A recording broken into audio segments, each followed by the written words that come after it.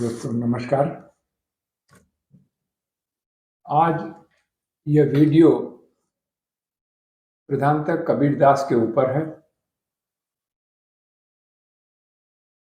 ऐसा मैंने देखा कि कबीरदास के कुछ दोहे जो कबीरदास के नाम से कर दिए गए, वो कबीरदास ने शायद नहीं लिखे।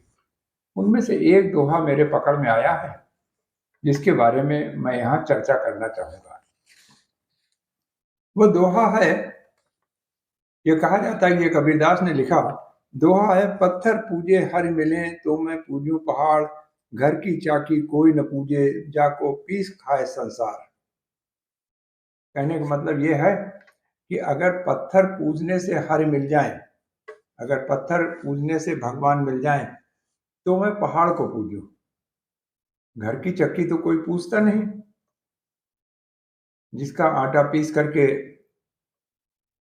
लोगों का पेट भरता है। तो आपको बता दें कि आज से, अब आजकल तो घर में चक्की होती नहीं, लेकिन पहले होती थी।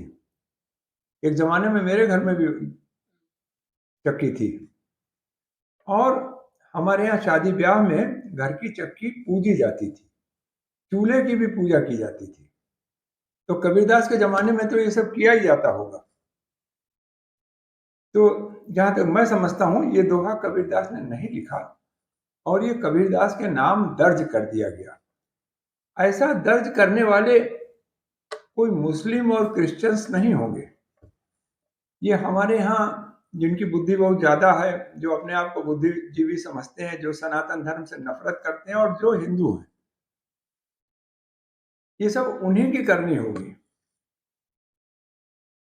कि उन्होंने लिख दिया कि पत्थर पूजे हर मिले तो मैं पूजू पहाड़। अरे हमारे यहाँ पहाड़ की पूजा होती है।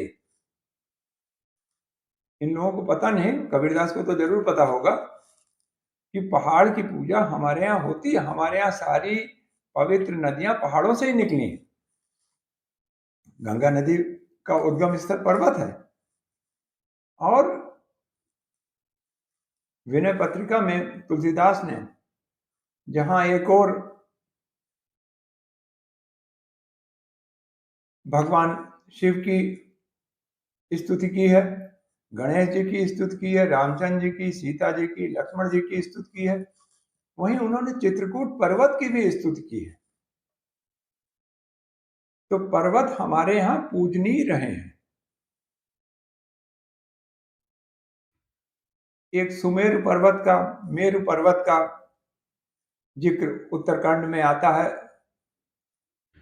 और हमारे और ग्रंथों में भी कहा गया है कि मेरु पर्वत जो है, वहां ऋषि मुनियों का वास रहा है। जो हम लोग कहते हैं कि